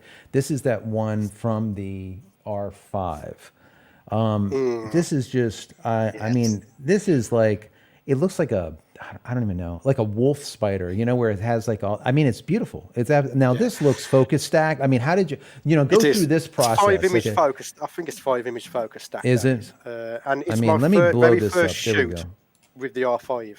I had a friend of mine who bought the R5, and he emailed me and said, do you want to borrow it for a few days for your channel? I'm like, hell yeah. Yeah. And cutting story short, I got that to our feet within 5 minutes, by the way. But anyway, I always say, right, you don't need expensive equipment to do macro photography. And I have a saying on my channel, right? The expensive equipment only makes it easier to get the shot. And with the R5, what I was able to do was, if I remember right, it's 20 frames a second. So 5 images, you're talking a quarter of a second. That Right. spider didn't have time to move. Right. Before I had 5 images, So if you are looking for a camera, I do know we have a question about mirrorless. I'll get onto that in a minute. If you are looking for a camera for macro, I'd highly recommend mirrorless for the simple fact you get focus peaking. So that it's a visual aid of basically where the sharp pixels, where the camera thinks the sharp pixels are, they're highlighted. So you've only got to move the camera forward till the spider's eyes highlight red or whatever color you've chosen. And then combine that with a high frame rate, you're going to get successful images like this because, like I said, that spider did not have enough time to move, basically. Done. That's it. Yeah, no, that, And I the mean, detail in the R5 is just, fantastic. It I really mean, was. look at the detail. Now, this is the R5. You have a ton of Mm. detail, but look, I'm going to get in closer and closer, guys. I mean, just look into the eyes of this spider. It is craziness. I mean, you can see Now, the let reflection of me the let me hairs. get I on to mean, that. If anyone's interested in the reflection, there's a specific technique for getting that reflection, and that is this little chap here, which let is me, my diffusing bonnet. Okay, are we back up? yep. And basically, that goes on the front of your lens. Your flash shoots through it, and this is what gives the reflection in the spider's eyes. And I tried for years to get this type of image. I watched Thomas Shahan's images, and I was always like, I want those type of reflections. And it wasn't until I got this bonnet that I managed to get it. And this bonnet, can I just plug the bonnet? Go ahead. I'm not bothered about Canon now because everyone knows about that. But this is it's a mum and pop store from Australia. They're called Crafty Bells. If you go to, I believe it's photoaccessories.au because they're in Australia. The homemade bonnet diffusers for macro photography, and it's singly the most important part of my equipment, believe it or not, because Wow. without that, I'm not getting the right light. And as Right. in with any photography, light is important, and diffusing it is very important. Yeah, that's And just gorgeous. to get those Absolutely. eyes like that, you have to have that diffuser on the front of the lens. Right, right. It's just gorgeous. And Mm. I'm impressed with the R5. I know a lot of people for a while, they've been talking about, the R5, and, the whole idea of the overheating, where, shooting 8K and everything. But what they don't understand Oh, is it's a hybrid camera, right? It's a hybrid camera. You don't have to shoot see, 8K with it. here's the thing, Sometimes and I'll probably end up in a rant. Okay, there's rant nothing about it. Go wrong. for it. There's nothing wrong with the R5. The R5 is a fantastic camera. The problem with the R5 was the marketing. Canon marketed it as a high resolution video camera, and it's not. And Canon rumors have just posted about that in production, apparently, rumors. Okay, so it might change, Right. but apparently there's an R5C in production, which is basically an R5 but for video. So it's got Cinema passive version. cooling. Yeah, it's a cinema version. And I'm like, Right. yes, you know, Yeah, obviously that, Canon are never going to put their hands up and say, we made a mistake. Your PR department made a mistake. You should have said, this is a 45 megapixel, high frame rate, stills camera. Oh, by the way, it also shoots yeah. 8K for Yeah. 10 minutes. If they did it like that, no one would have made a fuss. No one would have moaned. 100%. No one would have bitched. Yeah, Yeah, I agree so110%. nothing wrong with, Yeah, nothing wrong that's with the it. camera. It's simply a marketing error on Canon's Yeah. side, The basically. EOS R5, obviously it has the heat issues, but this Mm. R5C that they're talking about is a cinema version of the same camera, slightly Yes. bigger. The question that I have is they're saying that it's going to be passively cooled. Probably they're going to have plates in there to cool it, but does it step on the heels or maybe even the toes of the cinema line? The C100, 200, 300, 500, 700, I've which got is an their easy true answer for that cinema. for you. Canon, What do you Canon will think? cripple it somehow. They will cripple it, They'll cripple it somehow. and that goes to the type of cooling, I think. So if Yes. they did the R5C as a passive cooling, so that it still can comply with 8K without destroying itself and melting into a pool of lava, if they go the other route and do with an inductive type of cooling where you have induction and exhaust, where Yeah. you're pulling cool air in, blowing it over the internals, and then you know exhaling it out, so to speak. Now all of a sudden we're falling into the range of stepping on the C series, and they will not do it. Canon is one of those companies, like you said, I they do will love believe to it's, cripple it. If they need to, yeah, I they do will believe it's cripple it. active. I do believe it's active So they will have because they're that induction. see, here's the thing, right? They'll put it out, it'll do its 4K 120, not overheating and all that. It'll be Right. active cooling, and then all the YouTubers will bitch that it's not rever sealed. Yeah, well, of course. You can't win. You can't win. It doesn't matter what camera it is. No. You just can't win. You can't have it. You You can't know? have your cake and eat it too. You're gonna either But have the from a YouTuber's perspective, from my setup, an R5C and an R5, those would be nice cameras. for what I'm Yeah. doing, and that's what's important. I mean, I don't do camera reviews. I do lens reviews, but not camera reviews. But at the end of the day, it's what's right for you. Right. You know, Absolutely. if it's good for you, then go for it.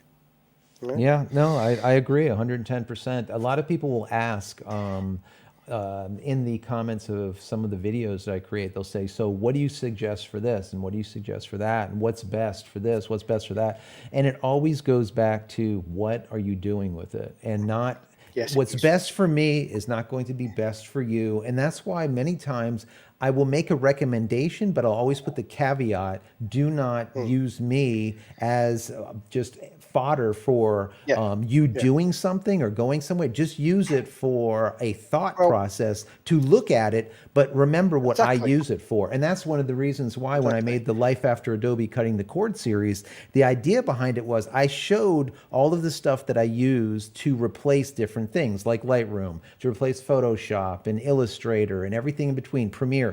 So what did I use? And I showed all of them. And then at the end, I said, which ones work the best for me? That doesn't mean it's going to be the best for you. And that's, I think you do the same thing on your Exactly. channel without telling And yeah, people what to do. I got something similar to that. I mean, I'm on an EOS R now, and my YouTube channel is filmed with an EOS R, and I bought that instead of an R5. Right. And there's a simple reason why. I wanted an R5. I had it in my basket when the overheating issues came out. And studio work, I can use any camera. It doesn't matter. I control the lighting. You know yourself. It doesn't matter what you're using for a studio environment because it's only YouTube. At the end of the day, most people watch it on low resolution anyway. But I Right. wanted an R5 for my outdoor work. So when the whole COVID thing is finished, I can go out and do that. Now, when I go outside, most of the time, the wife is actually filming the episode. She's behind the camera. And she simply turned around to me and said, if I have to take a break every half an hour, I'm not doing it. It's simple. Right. I'm not doing No, it. absolutely. And in the end, I already had an EOS R, and I said, let's take the EOS R out. Let's put it in 4K. Let's turn on the enhanced stabilization where it crops in a little bit, because the EOS R gets no love. Everybody hates it. The crop on it, everybody hates it. The even more cropping when they use the enhanced stabilize, everybody hates it. Right. You've only got to step back though. You've just got to step back, and that's all we did. We plugged it in, turned the stabilization on, which means we could get rid of the Ronin S because that thing is heavy for the wife to handle. So all we had is we just had a little tripod, a fold-up tripod. She's holding it like that. She steps back, and we get the whole scene in with the EOS R. And with the amount of money I saved, I was able to buy buy another whole lens or lighting something. for the studio. Absolutely. And that's exactly Don't get me it. wrong. Don't get me wrong. I'll have an R5 eventually. It's just I'm Yeah. not that fussed about it right now.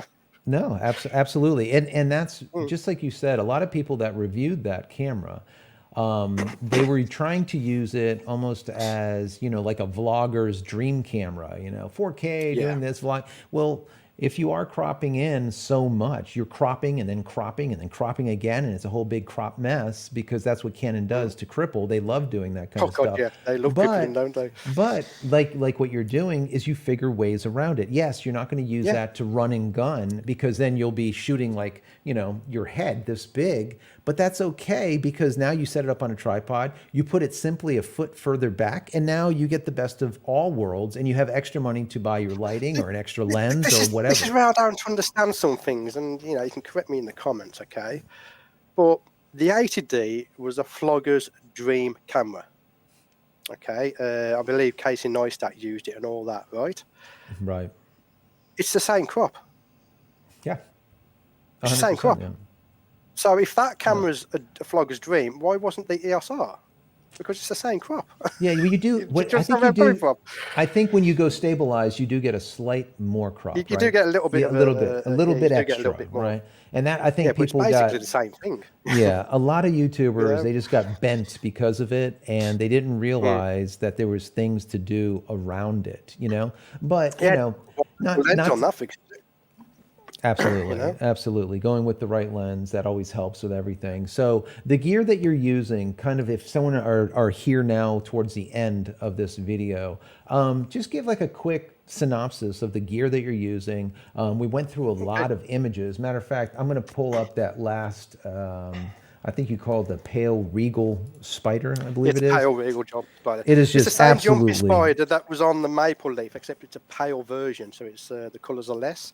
So obviously with the pale version, I'll put it onto a dark scene so that the spider jumps out at you, you know. Right. And that scene, if I remember right, is actually a conker shell, if I remember right. I don't know if you have them in America, conkers. I'm assuming you do, unless you've renamed them something else. Like conch shell.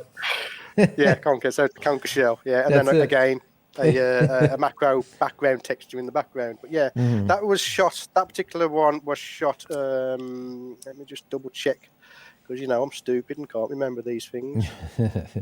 It does. I mean, I always think what I find fascinating is why the two eyes in the front are blue and then the other ones are gray. It's just I haven't figured that out yet. You're right. I haven't figured it out. Because, and so in my mind, when I see that, I'm like, did he enhance that? The diffuser is white. Right. Okay. And I think there's some sort of color cast was coming in. I haven't photographed these spiders in the new studio yet. So I'm wondering, will I get white eyes now? I'm in this studio because I've got dark walls instead of the grey walls. It's really fascinating. Yeah, because again, if it was post-processed into blue, its hairs would be white as well. Blue, sorry. Do you know what I mean? So if it was a post-processing issue, the hairs would be white. So I haven't quite tracked down exactly where that comes from, but because I like it, it's not high on my priority list. You know what I mean? Yeah, no, I think it's beautiful. I really do. But that image was taken with the Canon MPE 65mm lens. So that's, your favorite? That little buddy here. One of my favorites. I've got two favorite lenses.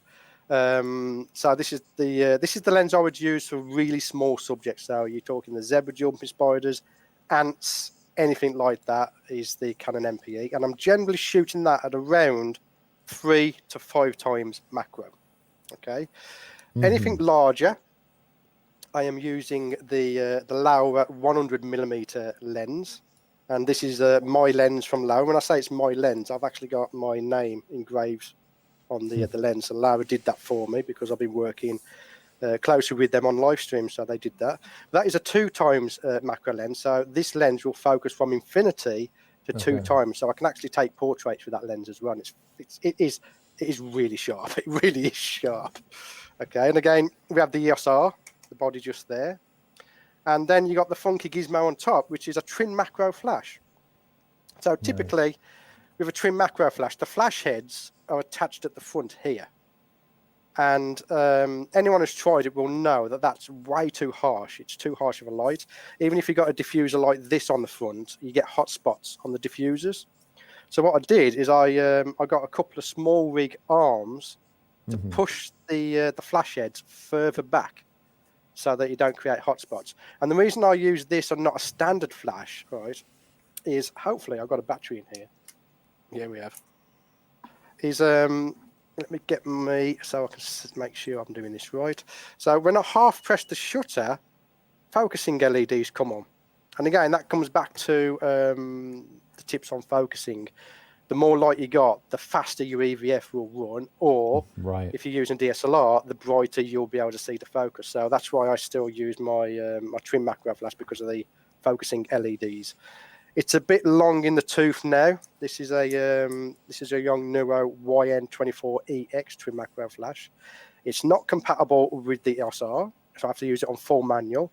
But again, most macro photographers use the flashes on full manual anyway, so it's not really a big loss. Right. Again, for anyone who's asking, it's photoaccessories.au. Okay, this is the twin macro flash diffuser. They have other flashes for the standard speed lights, and again, diffusing the light is probably the most important part when it comes to the setup. And another part that is very important is a very fast SD card, because if you're doing focus stacking and you're doing a burst, you want to dump that to the card as quickly as possible to get another burst before your subject moves away. Right. So there you go. That makes sense. Batteries. Let me just get these batteries out. I don't mention this far too often, to be honest with you. So yeah, batteries are very important. Endo Loop Pro batteries in my flash. That's and all a that fully I use. charged set of these batteries will actually keep up with the R5's 20 frames a second. So you set your flash to minimum power and it will keep up with the R5. So Right. if you It's want to funny go you say first that. ones, you can do that. I started using end loops probably about 10 years ago, and that's all that Yeah, I use. I did a I do. They're video. absolutely fantastic. Yeah, I did a video years and years and years ago, and I tested all the different batteries, and those are the ones that absolutely did the best. So if you guys Have you want to tested the get, IKEA ones?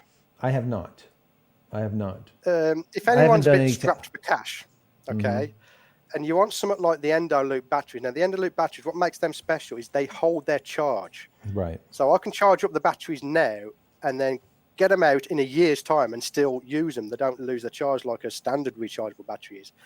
But IKEA do the same type of battery for half the price. I think you get 4 batteries for £5 from IKEA. Wow. I got a bunch of them for my lads' Xbox controllers and stuff like that. They're absolutely fantastic. They are. That's nice. That's nice. Let's see here. Let me see. JS says, did you explain focus stacking earlier in this video? So I guess how would you, or what software do you use for your focus stacking? I literally just use Photoshop. I'm not big into Okay. focus stacking at the moment. Again, if you wasn't watching earlier, my PC can't handle focus stacking very well. It dies basically. But if you keep an eye on my channel, I am actually in the process of upgrading that PC. We're just waiting for stock to come out, as everyone will know. There's no stock.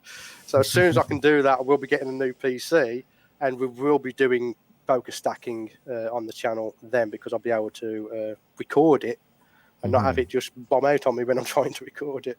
Yeah. No, But yeah, no, it's just simply absolutely. Photoshop for now. And the reason I've done that is, like I said, going back to when I find something new, I tell the YouTube subscribers, yeah, I tend not to use the other software because I want to do that on camera, and I want to capture the whole experience on camera for the first time. Now I've used them obviously, but Right. not extensively. So once the new computer comes, I'm able to do big stacks. Then obviously I'll do a video comparing the different software.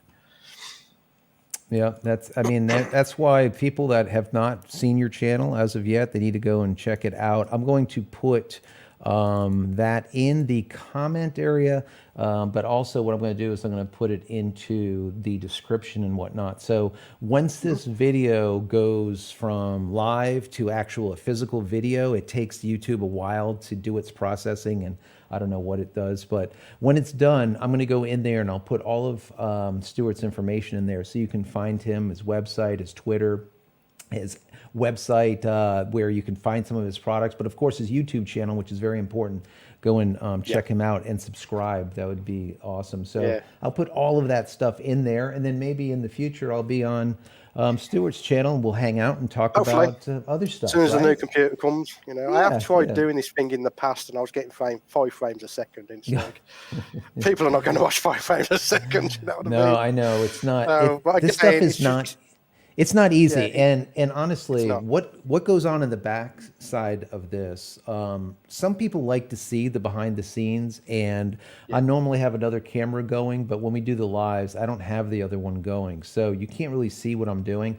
But there is switching going on. Matter of fact, that looks similar to that.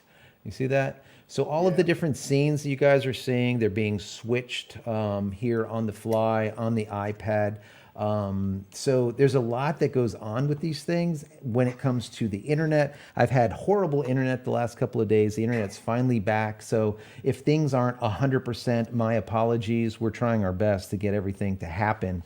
But yeah, there's a lot that goes on to doing these channels. And that's why when I see people support us, the smaller photographic channels, video, tech, the smaller guys, I really appreciate them for doing it, because it really helps us a lot be able to grow. And like with you now, with your channel, you're looking to get a stronger PC, a stronger computer, so that you can provide even more for your viewers. Not that you know, To and be that's fair, I mean, apart from the focus stacking, there's nothing wrong with this PC at all. But I want right. to do more lives. I want to do live interviews with other macro photographers. And in fact, I want to do interviews with photographers that have influenced me over the years, not just macro photographers, but I physically can't do it with this current setup. So obviously I'm investing into that to bring my subscribers some more interesting content that's not just macro photography. Absolutely, absolutely. So if you guys have one last question, we're going to get out in five Yeah, there's a minutes. couple of So questions I would like to answer. yeah, so jump in there, and this will be kind of like Oh, the Rick is end asking to it. about 10 times microscope objective. I have one. Again, I'm saving it for when we get the new PC because of focus stacking. And Andrew Chris is asking, is using an R6, does the EF to R adapter affect macro focusing? It doesn't affect focusing at all, although when you're doing macro, you're most likely going to be using manual focus anyway. Okay. True. But the EF adapter, it's flawless. You can't even tell a difference when you're swapping the lenses at all. It's great. That's one thing Canon did do right. Yeah, no, no, I agree 110%. I remember when I first saw the very first Sony A7 when it came out, I was reporting for Digital Photography Cafe with Trevor Yeah. Current. This was back, I don't even know, 8 years, 10 years, I don't know, a long time ago. And we were in Manhattan, and we saw it at the Javits Center over there for Photo Plus Expo. And the Sony A7 was such a piece of garbage. I can't even explain to you. They handed it to us, the press people. They literally handed us the camera, and they said, well, you could just use any of your EF lenses on it, or like a Zeiss or something. I'm like, well, where are your lenses? Oh, we don't have, we only have this one or whatever.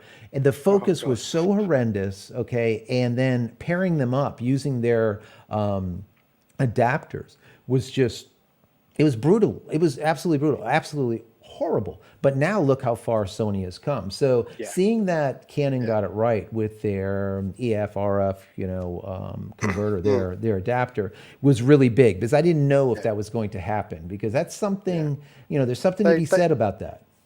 yeah, they just need to hire a new marketing team. That's all. Yeah.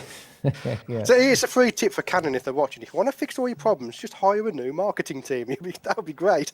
Absolutely. No, that's When true. it comes to if you're going to put in 8K video, leave that to the last sentence. Oh, by the way, it does 8K video, but only Right. for 10 minutes. Yeah, exactly. Job And done.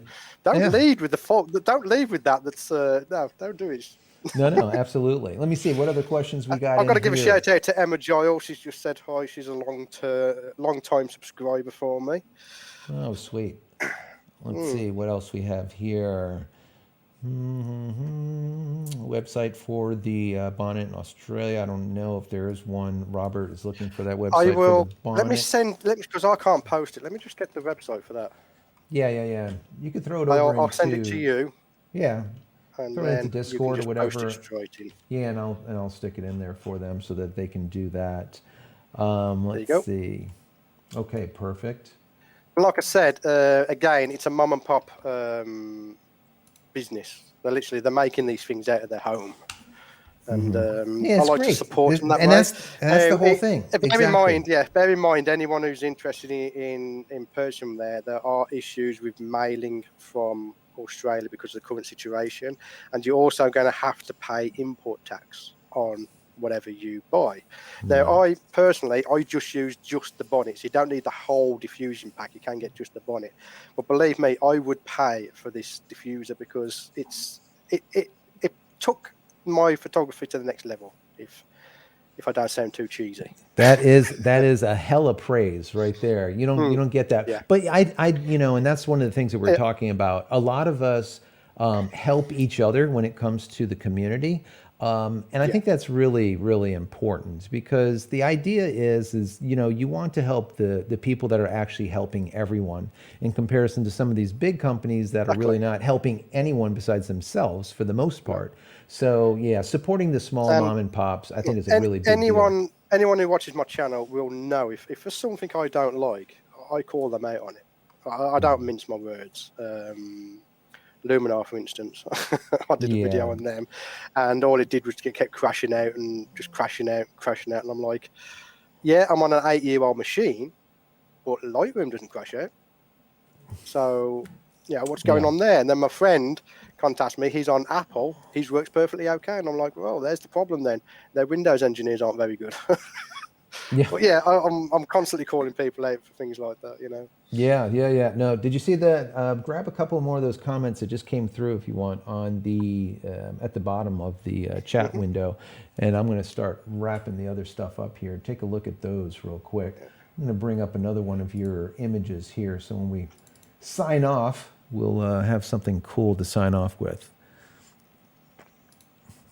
So we got one question. I can't pronounce your name. I'm useless at pronouncing names anyway. But it says, what do you guys think about the composition at super macro magnification levels?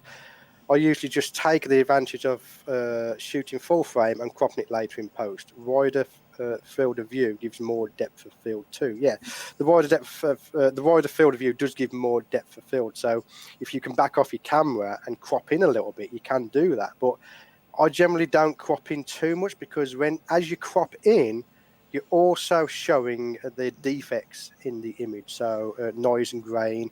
As you know, I mean, even a 45 megapixel sensor, if you go into 100%, it looks like trash. It really does. Any image does. So generally, I tend to not crop in too much.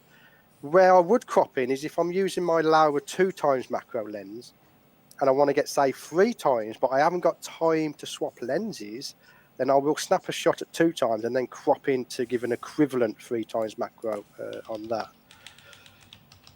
Yeah, I would like to add to that, saying that I've said this many times in the past, and I'll continue saying it.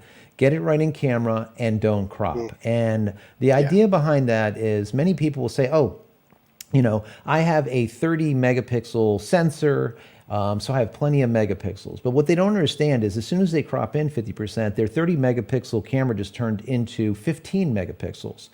And then they crop in a little bit more. All of a sudden, your 30 is turned into like 10, 15 megapixels. So, of course, it's going to look like crap. So a lot of people, they don't understand that. They think that when they take the picture, they can just crop in and everything is fantastic. That is not the case. Crop in the camera, either with your feet, move in, or with whatever you need to do. That's why we use macro lenses in comparison to using a standard lens.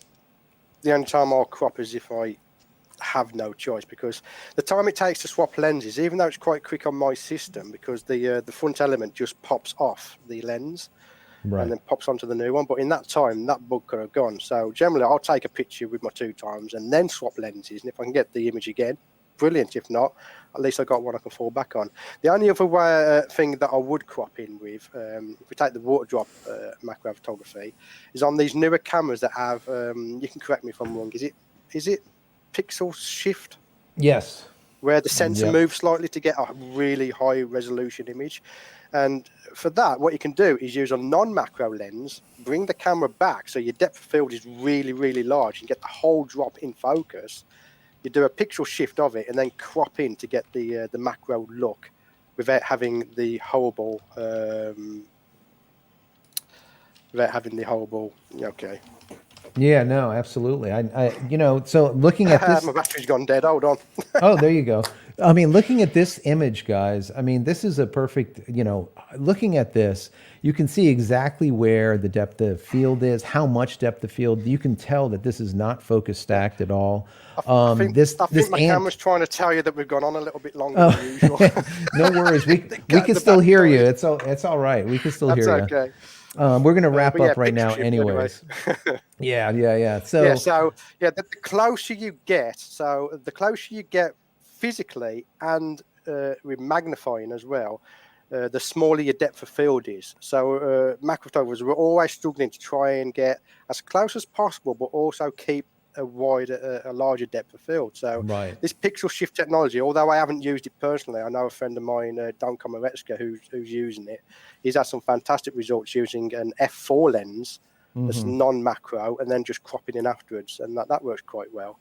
But apart from that, I generally tend not to crop in as much as I can. Yeah, you just simply don't want to do it as little as possible. Let's put it that way. So, anyways, I want to say thank you for being here, because I think that a lot of people have got some amazing information from having you on. The images that you allowed us to show here on the channel are just absolutely beautiful. That video that you sent over, which was literally like milk, oil, and a couple of drops of it's stellar.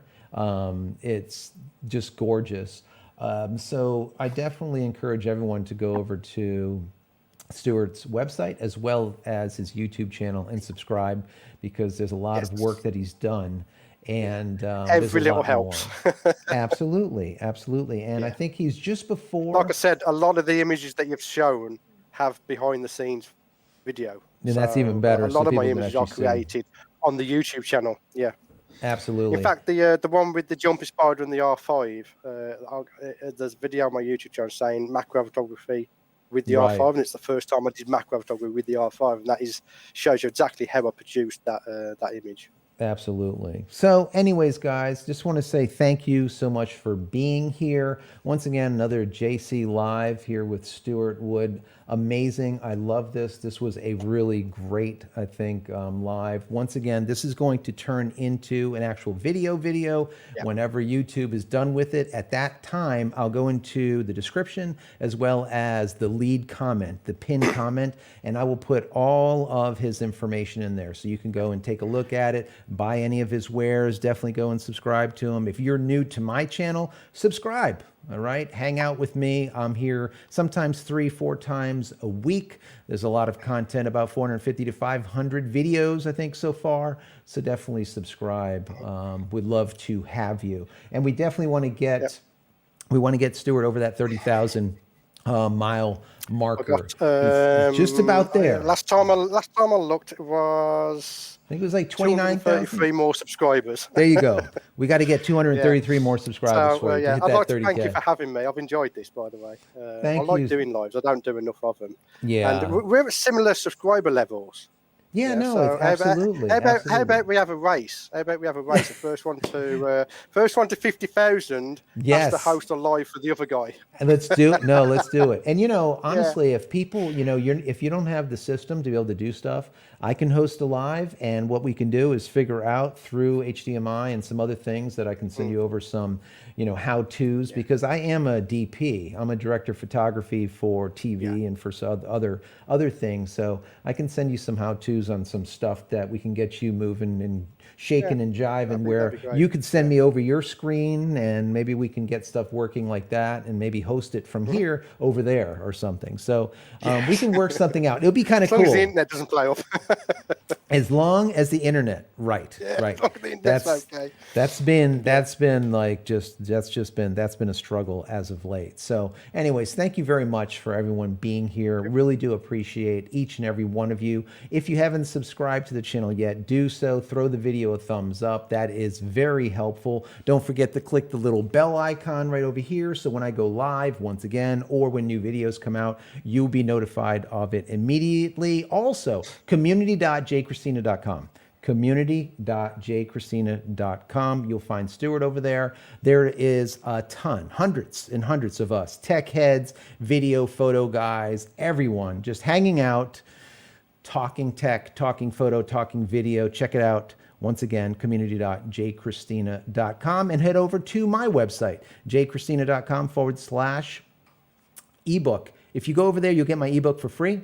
If you go to jcristina.com, only you'll see all of my products. Use promo code YT20 at checkout. You get 20% off everything in your shopping cart. So anyways, once again, thank you so much for being here. Really do appreciate everyone for being here. Thank you so much, Stuart.